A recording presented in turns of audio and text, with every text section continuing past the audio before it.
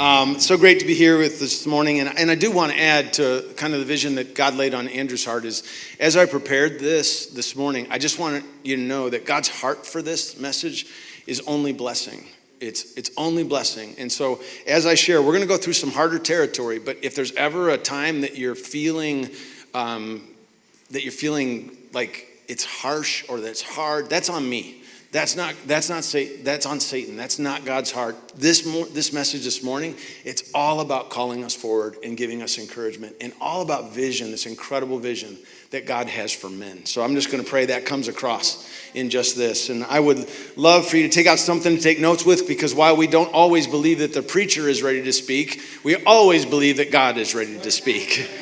And so I'm asking you men this morning to listen for something that God either lifts you up or challenges with you, to be ready this morning to receive as we go through this. Today will be our last message in what I feel has been just an outstanding series on our call to impact and to change our culture. We have seen that there are options for us as Christians. They're not good options. We could be cultural clones. We could be cultural recluses. We could be cultural complainers. None of those are for us. None of those are for us, the body of Christ. It's not an option for us. We are to be salt and light in the world, and we are to be salt and light to the world. We are to go out and to bring to culture something that only we can bring. We are cultural architects, cultural changers. Today I'm going to be talking about men and our role in our shaping our marriages, families, spheres of influence, our role in shaping creation, our role in shaping the culture we live in. I will only be talking about men today. I will not try to balance it with statements about how the power and the purpose and the passion of women. Andrew did an amazing job celebrating women, and I suggest you go back, if you weren't here, that you listen to that message. And in Andrew's message, he left no doubt that this is not a debate about worth. This is not a conversation about worth, people. There's nothing in this about worth. It is, however, a conversation about a truth that there are differences between men and women, and differences that we must embrace and push into if we're going to be cultural architects. So I start with this statement: men, you are not granted any reason under God to believe that you are better than a woman. But you are granted every reason under God to believe, celebrate, and live in the fact that you are different than a woman. I can tell you the difference between women and man is played out in my household, and from talking to a lot of households, we are not unique. It is really obvious. Let me give you a picture of my household. If Linda cuts her finger in the kitchen or hurts herself in any other way, my kids run around like ants at a picnic. One grabs ice, another calls 911, one calls the blood banks all through the Midwest to make sure they are on call, just in case. That's the reaction when Linda hurts herself. On the other hand, I can have a limb dangling, gasping for my last breath, and the response that I get is, "Dad, quit being so dramatic." I do admit I tend towards the dramatic, but it takes something really dramatic to get compassion out of my family. I was working in the attic one time, and I fell through the drywall as I was working through it. I was falling 14 feet, stuck out my arms, and caught myself in the joist. And I was hanging there, yelling for help, and Linda came to the door. Instead of giving me a ladder, she yelled to the kids, "Kids, you got to come see this one." Now, I'm going to give her a break because there's a lot of reason for her to have that reaction. When there's a discussion or disagreement between Linda and I, the kids observe it. Linda speaks, and if I get defensive, the kids will get all over me. "Dad, you need to be quiet and listen. Mom's right, you know." If I try to make my defense, they close ranks around Mom, and I get those stares, "That was too harsh" stares, Dad. It has been very clear to me from the beginning that my role in our family and in our culture as a man would look very different than Linda's role as a woman. It is definitely not more difficult. It is certainly not more important, but it is very different. Since we spent a Sunday on women, today on Father's Day, we're going to talk about the role of men. And the first thing I need to say is that I am offended. I am. I have stronger adjectives that I'd like to use that I think would make the point better, but the strongest one I can use here in the church is that I am offended. And so I'm going to say I'm really, really, really offended. I'm offended at how we, men, are portrayed on television and in advertising.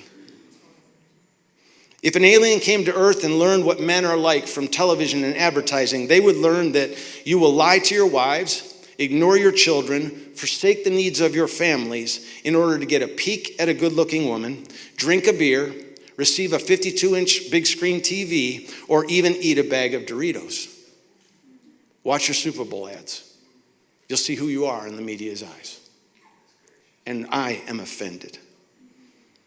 The portrayal of us men is that our greatest goal in life is for us to capture our free time, to sit by ourselves, accomplish nothing, drink a beer, eat, and look at good-looking women or sports. That's the picture that is being painted in our culture. And we laugh at those ads, but I don't think we should. I think we should be offended. We laugh at them because we've lost some of our vision and our passion and our understanding of the incredible calling that God has put on a man's life. And that betrayal, it offends me. It offends me for two reasons, though. One, it offends me for how untrue it is. But also, it offends me for how true it is and should not be. When I'm at the gym, I listen to men rattle off statistics about every player on every sports team about every sport. And I have to tell you, as I listen to this, I wonder to myself, how much time does it take? How much time does it take in front of a television or listening to sports talking heads to know that many statistics about that many players? And I always wonder to myself, do you talk about your life that way? Do you talk about your wife that way? Do you talk about your children with as much passion as you are just now talking about your fantasy football team? And I don't hear that. I'm watching men in our culture take longer and longer to age out of childish behavior and become men. I'm offended, and yes, I'm concerned for many reasons. Some cultural, some political, some individual, all pleasing to the devil. We are losing God's great vision and God's great calling on men to be leaders, warriors, and cultural architects. God's great calling on us to be men. Today, I want to redeem our passion and purpose as men. I want to recapture and recast and lay before you the great vision, passion, and purpose and power God has for you, men. Every message in this series is launched from the creation account we have in Genesis, so we're going to start there again today. Andrew showed us that it's always been them. From the beginning, it's always been them, male and female. God created them in his image on day 6. And as we moved into chapter 2 of Genesis 2, God gives us some detail of what and how creation of the previous 6 days, how did it actually unroll? So he launches, as Andrew showed us, he says this is how creation went, and then he starts to roll back and say, here's how it actually rolled out. So I want to look at one interesting comment in the narrative about those 6 days, and it's found in Genesis 2, 4 through 5. It says this is the account of the heavens and the earth when they were created in the day that the Lord God made earth and heaven. Now no shrub of the field has yet in the earth, and no plant of the field had yet sprouted. For the Lord God had not sent rain upon the earth, and there was no man to cultivate the ground. See, creation's been completed, but it's not been growing. It's not even fully tilled and planted yet. It's not fully sown. It's not flourishing because there's no man yet to cultivate it. We see in the creation account that there was a special role for a man to cultivate creation. And without that cultivation, then creation does not flourish. It's a powerful role. God's creation, our culture, our families, our spheres of influence will not flourish, cannot flourish unless men do what men are created to do, and that is to cultivate. There are two meanings of cultivate. There's cultivate in the way of to prepare for flourishing. That means like tilling, fertilizing the ground, digging the rows, turning over the dirt. That's all in preparation before something's even planted. Nothing will ever be what it's meant to be unless the ground is first prepared that it will be set in. Then there's a second cultivate. That is after it has been planted, after it has been set in the ground, it still needs to be fostered and encouraged and protected. See, once something sprouts, it still needs cultivating in order to flourish, to be all that it's created to be. Man is to cultivate creation.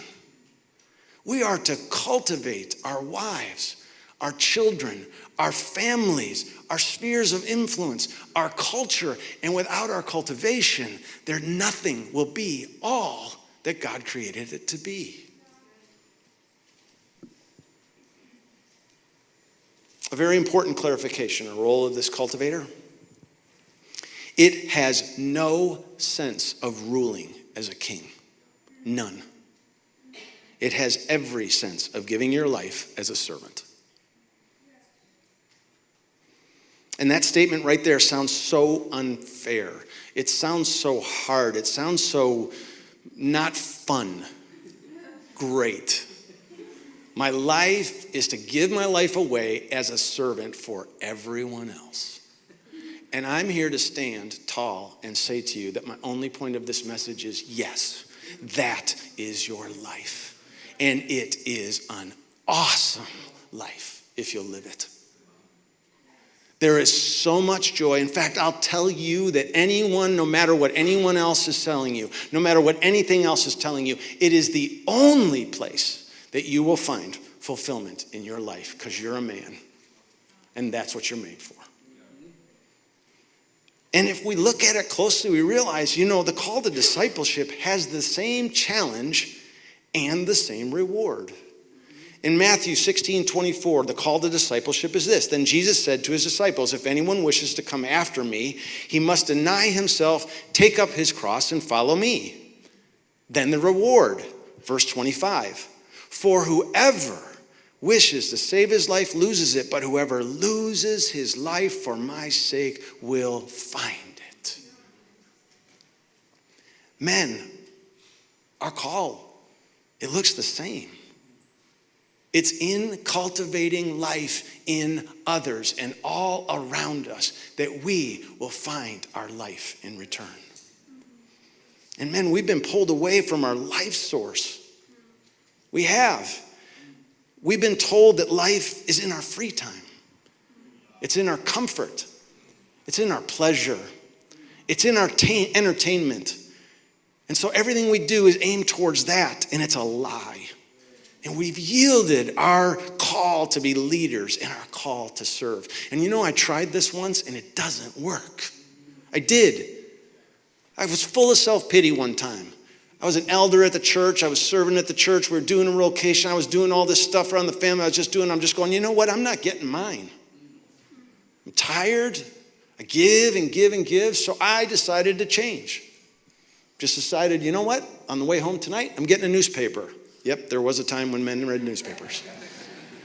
Got a newspaper, got back in my hammock. My kids, my family kind of looked at me and like, wow. Usually I would drive up the driveway, immediately play in the backyard with the kids. I'm like, no, going to read the newspaper. And I just started laying back, started taking care of me. And I did it for like 3 or 4 days. And I want to give you a warning. Number one thing that happened is sin and thoughts that I'd put away for decades came rushing back into my mind. And then one morning, and this doesn't sound very holy, but one morning I got up about 3 a.m. to go to the bathroom. And I'm walking to the bathroom and I realized I'm in trouble. And got down on my knees and said, hey, God, can I come back? Can I come back to my role? I'm telling you guys, there's no life in taking for a man. There just isn't. There's no life in being served for a man. And all we have to do is open our eyes and look around. Our wives, our families, our culture, and all of creation, I would submit to you, we men are all struggling because we have surrendered our God-given, life-giving roles as cultivators. Okay, So that's the call. Be cultivators to our wives, families, and culture. But what exactly does that look like? So once we walk out of here today, we need a picture. What does it look like to be a cultivator? Well, there's no straight how-to section in the Bible on this. However, the Bible gives us some incredibly strong imagery of what it looks like to be a father and what it looks like to be a man. I want to look at 3 of those pictures of manhood and fatherhood today to see if in them we can't reproduce some of the vision of what it looks like to be a godly, kingdom-building, wife-encouraging, family-nurturing, culturally impactful man. It is Father's Day, but this message is not just for fathers. This is not just a father's message. This is a message for men. In fact, the first story that I'm going to take us through is not going to be about a biological father, and yet it is about a man who carried incredible influence, even though he wasn't a biological father. Every man has a sphere of influence. Every man is a father to others. Every man has people in their lives they are called to cultivate. That's just the truth. The first story is about Elijah and Elisha, and it's found in 2 Kings. We're not going to turn there because I'm going to be going through 3 passages. In the interest of time, I hope you're taking some notes. Something jumps out at you, write it down and go back and look at it later. But this story is found in 2 Kings chapter 2, verses 1 through 15. In the interest of time, we won't look at it. Elijah is a famous, powerful prophet of the northern kingdom. And in this passage, Elijah knows that his time on earth has come to an end. He has been told by God that he will soon be taken up from the earth. And so that is happening. And this story we're about to look at is the story of the passing of the baton between Elijah and Elisha. And I'll try to be clear as I say those 2 things. Passing the baton between Elijah, who's about to be taken up, and Elisha, who comes after him. Elijah was not Elisha's biological father. And yet, at an emotionally critical part of this story, we see Elisha cry out to Elijah, "My father, my father." Even though not a biological father, this man had incredible influence on Elisha. And as we see this passing of the baton, we see the powerful picture of a father and a man. Elijah's life as a prophet is coming to an end. Elijah knows he's about to take it up, and so he says to Elisha, the man who's coming after him, "You don't want to be here for this part. I need you to stay back. Because I'm going to go forward, I need you to stay back." And Elijah says, "I'm not staying back. I will not leave your side." Then about 50 other prophets who know about what's going to happen walk up to Elisha and they say to him, "Hey, you know, your master, he's going to be taken up today." And Elijah says, "I know, I'm going with him. Be quiet." And that's the vision we see. Elisha says, "I will not leave you." 2 more times Elijah comes to Elisha and says, "Elisha, you need to stay behind for this part. I don't want you to come for this part." And Elisha says, "I'm not leaving your sides." And the 50 other prophets decide to stay back. But Elijah goes forward and Elisha goes with him. And then we see this stirring story where he goes forward and he has to cross the river, and Elijah takes off his mantle, his cloak, his outer cloak. And he rolls it up, and then he strikes the river, and the water splits left and right. And he and Elisha together walk through it. And then it's time for Elijah to be taken up. And there's one more conversation. Elijah turns to Elijah and he says, "Tell me," in verse 9, "what I can do for you before I am taken up. What is it that you will not leave my side for? What is it that you're asking me for? I'm about to leave you. What is it that you want?" And Elisha says in the end of verse 9, "Let me inherit a double portion of your spirit." From the man Elijah looked to as a father, he asked one thing: if I can take anything from you, if I can carry anything forward from you, I want to carry your faith and your ministry. That's what he wanted from this man. And Elijah tells Elijah it's not a gift he can give. God will have to determine if his request will be granted. And then in a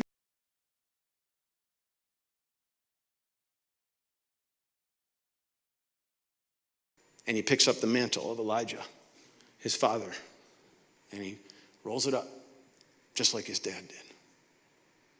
He turns around and he strikes the water again. And the water splits, just like it did for his father.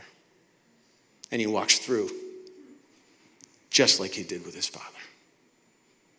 And the 50 prophets that stayed behind are watching this, and they are amazed. And they see, and it says in verse 15, the company of the prophets from Jericho who were watching said, the spirit of Elijah is now resting on Elisha. And they went to meet with him and bowed the ground before him. And Elisha goes forward to do even more miracles and wonders than Elijah did.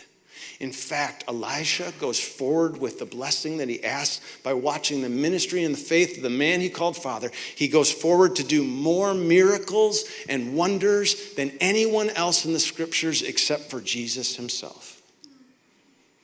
Elisha got what he wanted so badly, a double portion of his father's spiritual life and ministry. And in this story, we see a critical role of a man to give our children, to give the people we influence, to give our culture a spiritual light. Elisha sees a man's life, and what he sees, he must have. He refuses to leave the man's side until he has a double portion of the faith in the ministry that he observed in the man that he loved, and the ministry that his father had. And we men are to live lives that are those to follow in the same way that those who follow us look at us, and more than they want our financial inheritance, more than they want anything else from us, they look at us and say, I want more than anything else. I want your faith. And I want a double portion of it, and I want to walk forward in your ministry. Bill Johnson says this so well, we must live faith. I don't think this is quoted exactly right, but you get the idea. Bill Johnson says, we must live a faith that where our lives are theirs, our ceiling becomes their floor. That's the call on a man's life, so that my ceiling becomes his floor. And the role of a father, the God-given of a man, is to live in a way that build a solid spiritual foundation, not so that he can arrive at where I've arrived at, but so that he can stand on what I built and run by me as he is right now. And my role is to cheer him on as he passes me by. And for the next generation to say, you go. You took ground that I couldn't dream of taking. It's a beautiful picture of a man. I am a wealthy, white American man. I don't say that with arrogance. I just say that positionally. I am a wealthy, white American man, which means I have had access to everything the world has to offer. I have had access, I've had authority, I have access to people, I have access to the best medical care, I have access to the best schools, the best education for my children, the best environment for my children. I've had access to it all, and none of it was enough. None of it could protect my children or impact the people I loved.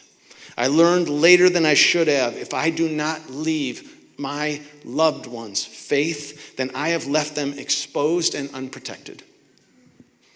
I must tell you, men, if you do not cultivate faith into your wives, into your children, into your sphere of influence, you will leave them all exposed, because nothing but faith holds nothing.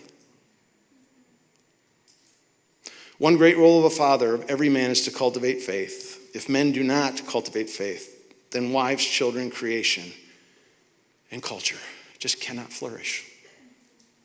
The next story I want to look at is to help get a picture of what it looks like for a man to roll as cultivator, in his role as cultivator, is found in Mark chapter 9. Jesus is coming down from the mountain after his transfiguration. He comes upon a disturbance, and a crowd is gathered, and his disciples and some Pharisees are arguing, and they all come up to Jesus, and Jesus says, "What's going on?"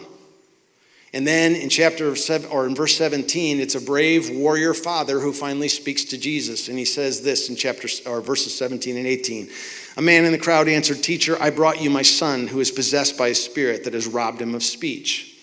Whenever it seizes him, it throws him to the ground. He foams at the mouth, gnashes his teeth, and becomes rigid. I asked your disciples to drive out the spirit, but they could not." To have a demonized child in that culture would have been devastating to the entire family. It would have been embarrassing as people would see the man and the son and avoid them at all costs. It would have been a disgrace as people would have judged the man and his family as to what they had done to deserve such a great punishment from God. It would have been devastating financially as this father would have had to spend so much time taking care of his son that it left it very difficult to win and fight for financially for the rest of his family. It would have been emotionally draining as hopelessness and helplessness tried to swallow up not just the sick son, but the family that loved him as well. And Jesus asks him, how long has it been like this? And we don't get an exact answer, but we do get a response that the father says, from childhood. Notice, he does not say all childhood. He says from child, which means this man's no longer a child. He's come out of his childhood. This struggle's not been months. It's been at least years and maybe even decades. And the father goes on in verse 22. It has often thrown him into the fire and the water to try and kill him. Question, who do you think was there to pull out that son when Satan threw him into the fire and tried to burn him to death? Who do you think was there time after time after time, year after year after year, to go into the water after his son and pull him back out? Don't you think it's a good guess that it was this father? Suffering after suffering, sacrifice after sacrifice, year after year, sorrow after sorrow, but the father is still there advocating for his child. The father never gives up. And then this gut-wrenching plea, take pity on us. Help us. There's no him. In the Father's eyes, there's no distinction between his son and him. In the Father's eyes, there's only us. Help us. Jesus challenges the Father. If you can, said Jesus, everything is possible through him who believes. And then the sacrifice of every last remaining piece of pride, the sacrifice of any dignity the man still had. There's only his son in mind as the Father screams in brokenness, humility, need, and love. I do believe, but help me in my unbelief. And in this story, all you fathers are released from anything that you feel you're carrying that is not good enough to help your family. There is nothing. I know some of you have pain from your childhood. That's not who you are. That is what you have to fight through. But there is delivery from every one of those things. And you get to bring it to Jesus, and it can be left behind. Don't stay in that. Keep moving forward. The man did not have perfect faith, but he must have had a lot of faith. He had enough to know he could not save his son. He had enough faith to take his son to the only one who could. And he did not have perfect faith, but he had enough faith to never give up. And in this man's story, we see another great role of a man being a tireless, unrelenting, faithful advocate for wives, children, and others. One of my children struggled with an illness for many, many years. We tried everything. And like I said, I had access to the best medical care. I had access to the best people. I had access to the best counsel. We had everything, but nothing worked. And I was out of town after years and years and years of struggle. And I was in New York, and I got a phone call from this child. And another failure had happened. Another setback had happened. And to be honest with you, I was just brokenhearted. I was tired. I was out of strength. And I responded to this child and I said, I don't have any more ideas. I don't have any more plans. I don't know what to do. And immediately I heard this heartbreaking, desperate cry on the other side.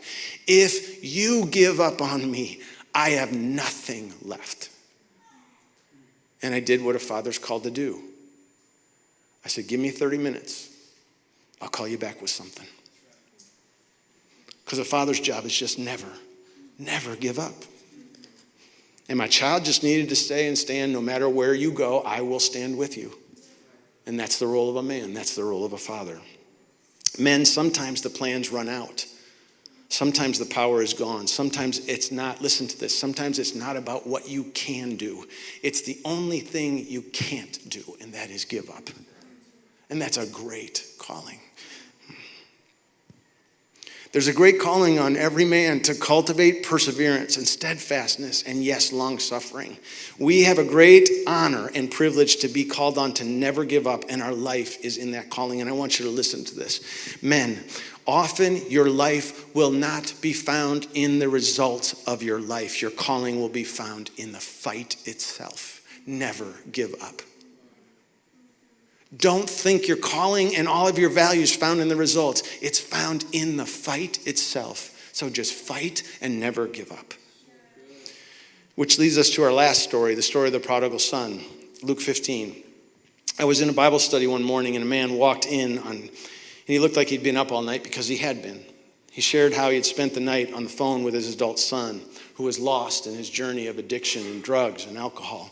His son was in a desperate place and called the father. And his father now realized that there was nothing he could do to save him. And so he had walked into that Bible study this morning and he said, I sent a letter to my son last night. And it was with an airline ticket. And it just had one simple note. Come home. I'm waiting for you here. And he wept and said, I don't know if I'll ever see my son alive again. And he didn't. I didn't know. I don't actually know what happened in that story. You could taste the man's pain, heartbreak, and sorrow, the prodigal son. The story of the prodigal son, it's not a real son. It's a story Jesus gives us to give us another picture of what it's like to be a real father, what it's like to be a real man. A man has two sons. The youngest son comes to the father in Luke 15:12. Father, give me my share of the estate. So he divided the property between them. Now we have to understand, in this culture at that time, that ask would have been the biggest slap in the face any father could ever have. What they left behind was always their inheritance. It never was split because it was an honor of when the father died that it be put in. And this son was coming to his father and saying, basically what I really want from you is what I'm going to get when you die. Can we pretend that you're just dead? It required the father's permission in humility and sacrifice to give permission to this. And this father, Jesus telling this story, this father gives that permission and the inheritance is split. The son goes off, and we know the story. He squanders the living, and he finds himself hungry, and he loses everything, finds himself hungry, and he has a thought in verse 17. Well, when he came to his senses, he said, how many of my father's hired men have food to spare? And here I am starving to death. I'll set out and go back to my father and say to my father, I've sinned against heaven and against you. I'm no longer worthy to be called your son. Make me one of your hired men. You see, this son, he had lost every hope of returning to the father as a son. Wasn't even in his grid any longer.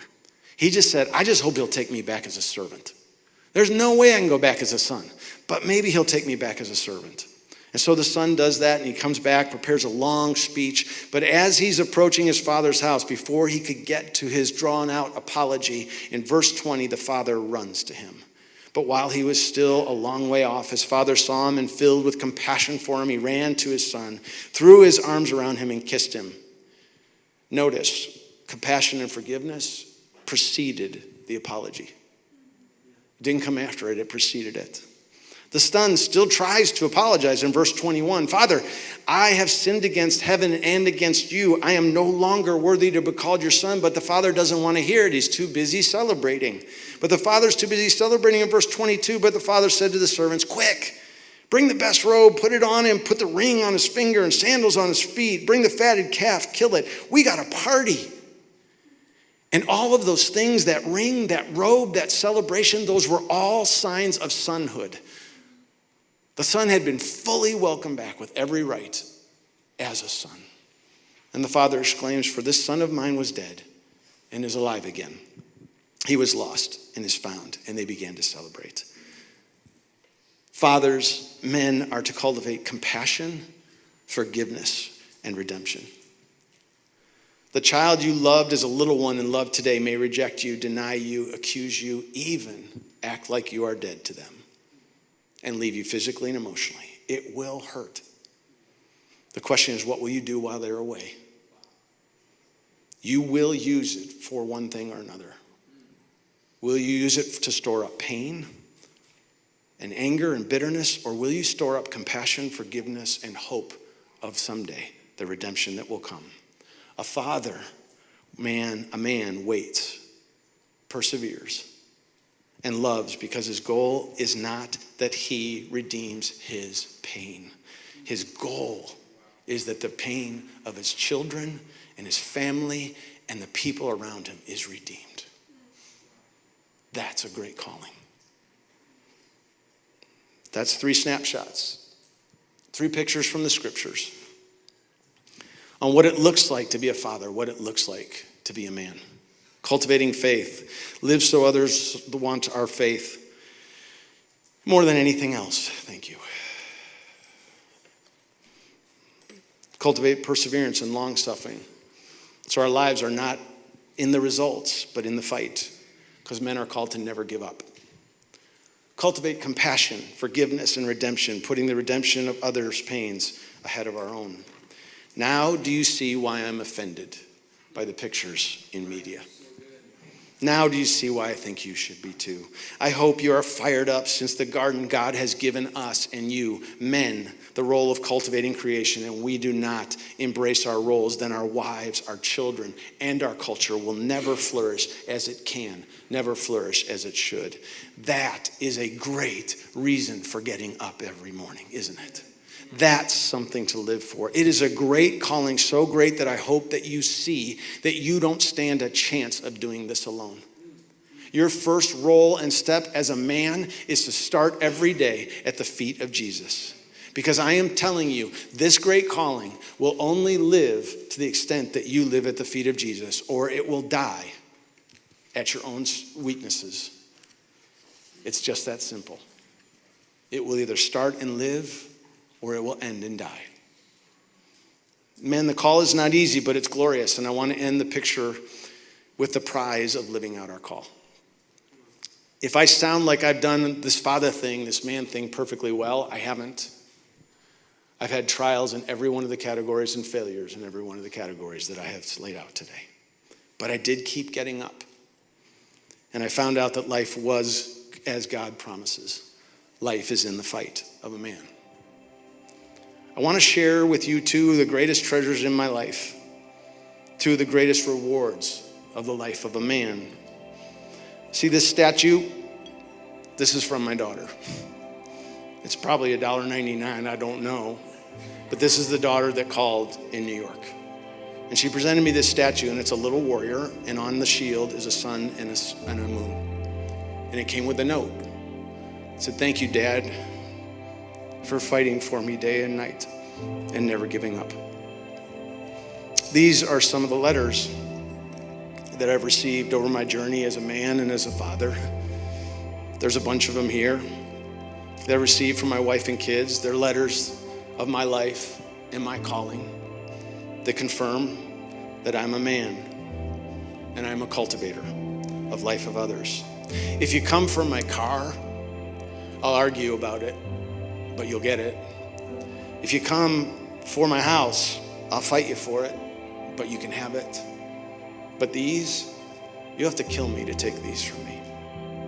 Because these are the testimony of the honor that I carry as a father and as a man. Will you stand with me?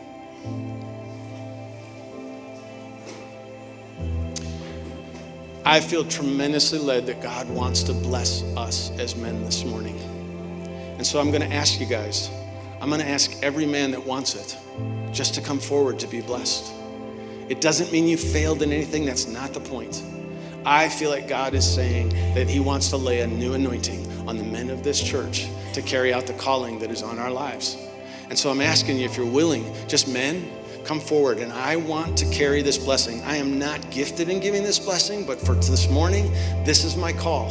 And this is what God has asked me to do. And I want to give it to you. And I think we'll fail if we don't go forward, if we go forward without this blessing. So come on forward. And you guys, just get wherever you can. This is awesome. Thank you. And just come as close as you can, and that's fine if you can't go all the way up front. I'd ask you to put a shoulder on a man around you. And this is a beautiful picture, guys. Look at the power. Look at the power in this room. Look at the impact in this room.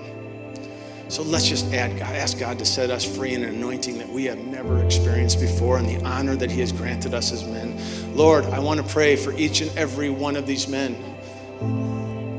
I want to ask you to release in them everything that you laid in them from the beginning of the foundations of the earth, that you saw them when you created them in the womb of their mothers, and you said, this is the man this man will be. And I've got this picture, Lord, of you just wanting to release all those blessings. Lord, I want to take any fatherhood's hurts that exist in men that make them doubt whether or not they can be this kind of man, and I want to release every one of them because they're a lie.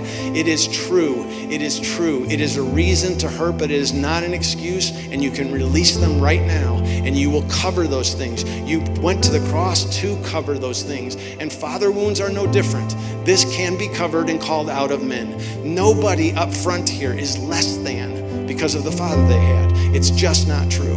Release every man into the power and the promise that is theirs. And Father, I want you tell us that the true circumcision, that meant the ones who are really going to follow you are the ones that are circumcised in their hearts. Lord, I want you to move into the hearts of these men, and I want you to call them forward to worship in spirit and in truth. I want you to call them to put aside the praises of men and look instead to receive the glory of God that is laid in their hearts. I believe big in this gathering, Lord. And I pray that you release that blessing now, in Jesus' name.